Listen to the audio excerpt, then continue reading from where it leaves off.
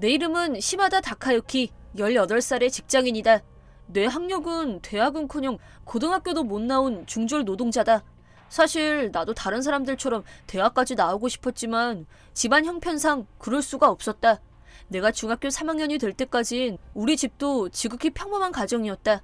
아빠 마사시는 작은 회사를 경영하고 있었고 엄마와도 사이가 좋았다. 동생 사토미는 나보다 3살 어리고 거기다 그 밑에 남동생도 있다. 어찌됐든 우리 5가족은 특별히 잘 살지도 가난하지도 않았고 화목한 나날을 보내고 있었다. 그러던 어느 날 아버지 있니? 이야기 좀 하고 싶은데. 네? 작은 아빠가 우리 집에 아빠를 만나러 왔다. 작은 아빠의 말에 따르면 아빠가 회사 돈을 들고 도망쳐버렸다고 했다. 그 이후 우리에게 한마디 말도 없이 어디론가 사라져버렸다. 이렇게 결국 빚만 남고 한부모 가정이 된 우리 집. 이게 결정적이었다고 할 수 있다. 게다가 우리 엄마는 몸이 약해서 온갖 병을 달고 사는 사람이었다. 물론 열심히 일도 했지만 아이 3명을 키우는 건 버거운 일이었다. 이렇게 한 번에 집이 가난해지고만 우리 가족. 집은 낡은 아파트였고 밥도 제대로 먹을 수 없었다. 내 동생들은 아직 초등학생이었기에 음식만큼은 충분히 먹게 해주고 싶었다. 하지만 집이 가난해지고부터는 항상 배고파했고 제대로 된 밥은 학교 급식 정도였다.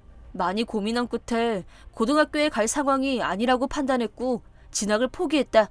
그리고 아는 사람의 소개로 동네 토목 관련 일을 겨우 구할 수 있었다. 그로부터 3년, 18살이 된 나는 여전히 육체노동을 하고 있다. 하지만 집안 살림이 좋아졌다고는 할 수 없었다. 여전히 가난했지만 의식주는 어찌어찌 해결할 수 있게 됐다. 아빠가 집을 나갔던 당시 항상 우울했던 분위기도 지금은 좋아졌고 즐거웠던 우리 가족으로 돌아왔다. 하지만 여기서 더 큰 시련이. 미안하지만 우리 회사는 다음 달 문을 닫기로 했네. 말도 안 돼. 우리 회사가 망했다. 물론 곧바로 다른 일자리를 구하려고 했지만 이 주변 회사들의 경영 상황이 다 안 좋아서 중졸인 나를 뽑아주는 곳은 없었다. 그렇다고 먼 곳에서 직장을 구하자니 가족이 마음에 걸렸다. 나는 궁지에 몰려 망연자실하고 말았다. 마침 이때 작은 아빠에게서 라인이 왔다. 오랜만이구나. 잘 지냈니? 오랜만이네요. 거의 4년 만이네요. 응, 나도 좀 많이 힘들었거든. 최근에야 겨우 상황이 나아져서 이렇게 연락해본 거야. 저희 아빠 때문에 정말 죄송해요. 그런 말은 됐다. 너한테 싫은 소리 하려고 연락한 게 아니야. 그치만 저희 아빠 때문에 힘들어지셔서. 뭐 그렇게 미안해할 것 없다. 근데 요즘은 어떻게 지내니? 다카유키는 이제 고등학교 3학년이지? 나이로는 그런데 고등학교에는 안 갔어요. 저희 집 경제 상황이 많이 안 좋았거든요. 그래서 진학을 포기했어요. 그랬구나. 나한테 말을 하지. 어떻게든 도와줬을 텐데. 아니에요. 저까지 민폐를 끼쳐드릴 순 없죠. 그렇게 사양할 것 없다. 그래서 어디서 일하고 있니? 동네 토목 관련 회사에서 일했었는데 얼마 전에 회사가 망했어요. 그렇다는 건 지금은 무직이란 거니? 부끄럽지만 새로운 일자리를 찾는 게 좀처럼 쉽지 않네요. 그럼 우리 회사에서 일해라. 마침 1년 전부터 자동차 부품을 만드는 제조 사업을 시작했거든. 진짜요? 마침 공장에서도 사람이 부족하다고 하니 오히려 네가 와준다면 참 고맙겠구나. 일단 더 자세한 얘기 좀 부탁드려요. 작은 아빠는 아빠와 2살 차이로 현재는 아마도 43살일 것이다. 얼마간 연락을 하지 않았는데 설마 회사를 설립했을 줄은 꿈에도 몰랐다. 사실 3년 전 아빠가 경영하고 있던 회사를 작은 아빠도 함께 공동 경영하며 운영하고 있었다. 하지만 아빠가 돈을 가지고 도망간 탓에 회사는 망해버리고 말았다. 하지만 그런 일에 굴하지 않고 작은 아빠는 경영자로서 또다시 재기하신 것 같다. 덕분에 나도 많은 도움을 받았다. 하지만 신경 쓰이는 부분도 있었다. 정말 제가 여기서 일해도 괜찮나요? 아빠 일도 있었는데. 분명 형이 한 일은 용서할 수 없지만 다카유키에게 책임이 있는 건 아니니까 사양하지 말고 힘들 땐 나한테 말해라. 이렇게 나를 챙겨주시는 말들을 해주셨고 나는 작은 아빠의 공장에서 일하게 됐다. 내 조카인 다카유키다. 잘 좀 알려줘. 잘 부탁드립니다. 전 직장이 토목 쪽이어서 공장 일도 금방 익숙해질 거라고 생각했다. 근데 업무 외에 다른 문제가 있었다. 어이, 꿈을 대지 마. 하기 싫으면 관둬. 선배들은 모두 드센 사람들밖에 없었고 일이 끝나면 어이, 한 잔 마셔. 내가 쏘는 거니까 부담 갖지 마. 근데 저 미성년자인데 회식에 무조건 참가해야 했고 공장 근무치고는 잔업도 많은 편이었다. 밤늦게까지 일하는 건 일상 다반사였다. 굿탓에 전 직장보다 몸의 부담도 컸고 항상 정신이 몽롱했다. 하지만 중졸 노동자인 만큼 어쩔 수 없는 거라고 포기하고 있었다.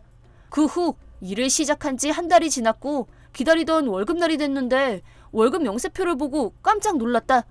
저 방금 월급 명세서를 받았는데요. 뭔가 착오가 있는 것 같아서요.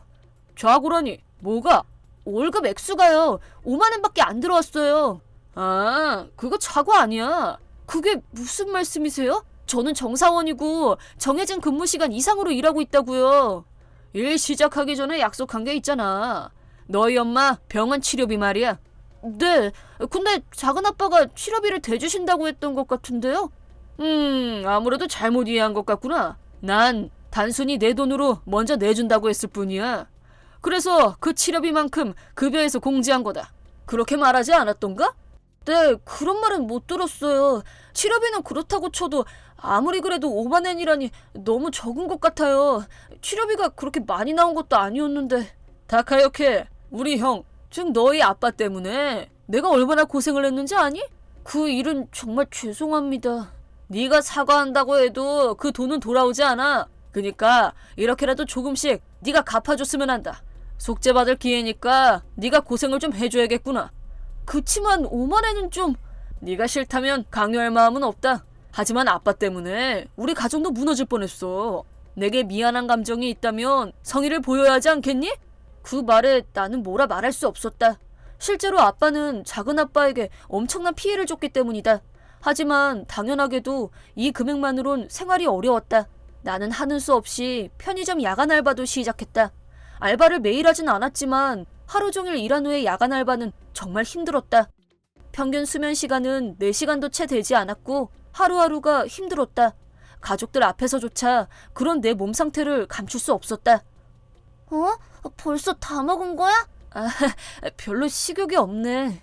몸 상태가 안 좋은 탓에 식욕도 없었고 더욱이 몸이 망가져가는 악순환이 계속됐다. 그걸 누구보다도 걱정하던 게 동생 사톰이다. 몸이 점점 안 좋아지는 나를 보며 불안감이 폭발해버린 동생은 어느 날 오빠, 나도 중학교 졸업하면 일할게. 친구네 언니가 일하는 술집이 있는데 거기서 일해볼 생각이야. 중학교를 졸업하면 나이를 속이고 술집에서 일하겠다고 한 것이다. 물론 나는 반대했다. 그건 절대 안 돼. 넌 성적도 좋으니까 고등학교에 가야 해. 살짝 강하게 말하자 동생은 뚝뚝 눈물을 흘렸다.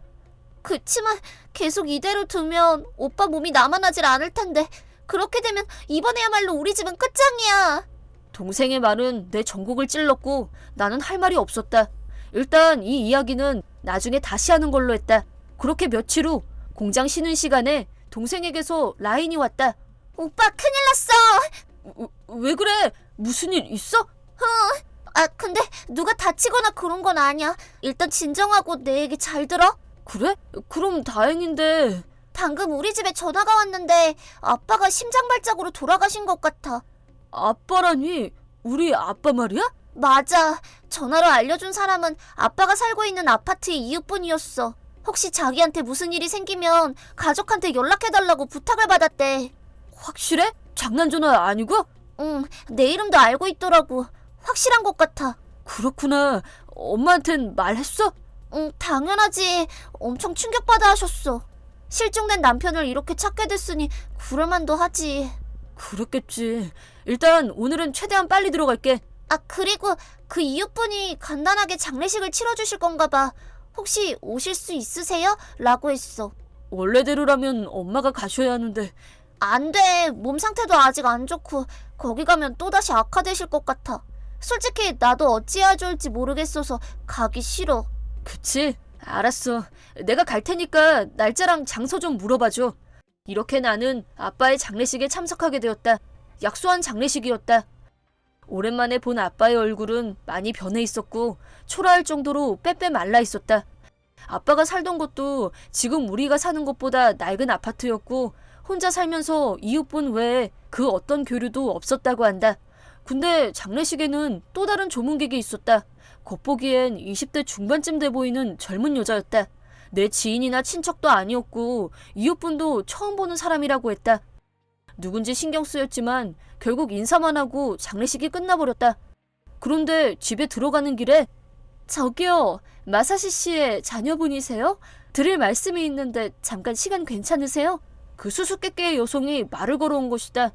그렇게 역 근처 조용한 카페에서 그녀와 이야기를 하기로 했다. 그 이야기가 아빠와 관련된 것 같긴 하지만 일단 각자 자기소개부터 했다. 제 이름은 카도아키 사리예요. 아버님과는 저 어렸을 때 몇 번 만나뵌 적이 있어요. 나이는 25살로 지금은 평범한 회사원이라고 한다. 사리 씨의 아버님도 작은 회사를 경영하고 계시고 우리 아빠와는 친구 사이라고 했다. 그리고 사리 씨의 아버님의 회사가 어려움에 처했을 때 아빠가 거금을 융통해준 덕분에 겨우 살아났다고 한다. 덕분에 저희는 회사 부도를 막아낼 수 있었어요. 아빠는 작년에 병으로 돌아가셨지만 마지막까지 마사시 씨께 감사하다고 하셨어요. 즉, 죽은 아빠를 대신해서 장례식에 참가했다는 거였다. 여러 가지로 마음이 복잡했지만 굳이 지금 아빠가 저지른 일을 말할 필요는 없을 것 같았다. 와주셔서 감사합니다. 분명 아빠도 기뻐하실 거예요. 이렇게 대답하고 무난하게 이야기를 끝내려고 했는데 갑자기 사리 씨의 얼굴이 진지하게 변했다. 사실은 중요하게 할 얘기가 하나 더 있어요.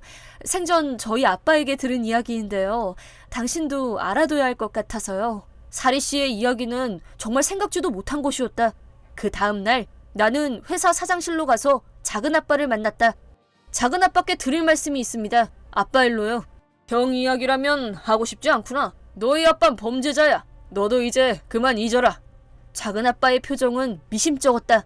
그 표정을 보자 지금까지 참아왔던 분노가 터져나왔고 그 분노로 손발이 떨려왔다.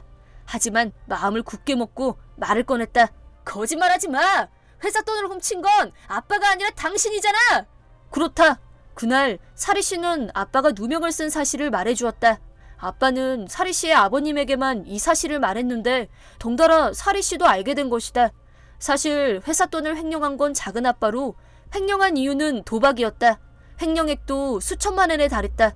그 사실을 알게 된 아빠는 작은 아빠를 신문했고 어떻게든 자수시키고자 했다. 하지만 작은 아빠는 잘 알고 지내던 폭력배들을 데려와 아빠를 역으로 협박했다. 내가 시키는 대로 해. 안 그럼 이 사람들이 형네 가족을 찾아갈 거야.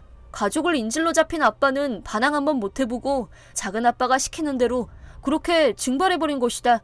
물론 돈 한 푼 받지 못한 채. 이렇게 작은 아빠는 본인이 횡령한 돈을 모두 아빠가 가져간 것으로 바꿔치기 했다. 여기까지 말하자 작은 아빠는 그래, 이야기가 제법 그럴싸하구나. 하지만 증거가 없잖아.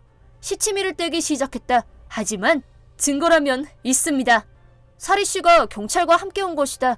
사실 어제 사리 씨와 함께 아빠의 유품을 정리하러 갔었는데 어떤 물건을 발견했다. 그건 작은 아빠의 횡령 사실을 증명해줄 회사 등본 등의 서류 다발이었다. 도망가기 전 만일을 대비해 아빠가 가지고 나온 것이었다. 그리고 아빠를 협박했던 폭력단도 현재는 불황의 여파로 세력을 축소해가고 있는 듯했다. 작은 아빠와 친하게 지내던 폭력배도 행방불명됐다고.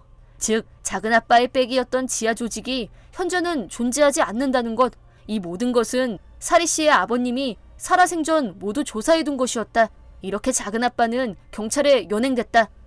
많은 액수의 횡령과 협박으로 징역은 면치 못할 것이다. 그리고 아빠는 생명보험에 가입돼 있었고 그 돈은 우리 가족에게 지급됐다. 덕분에 나는 또다시 실직자 신세가 됐지만 다음 일자리를 구할 때까지 여유가 생겼고 집안 형편도 전보다 더 좋아졌다.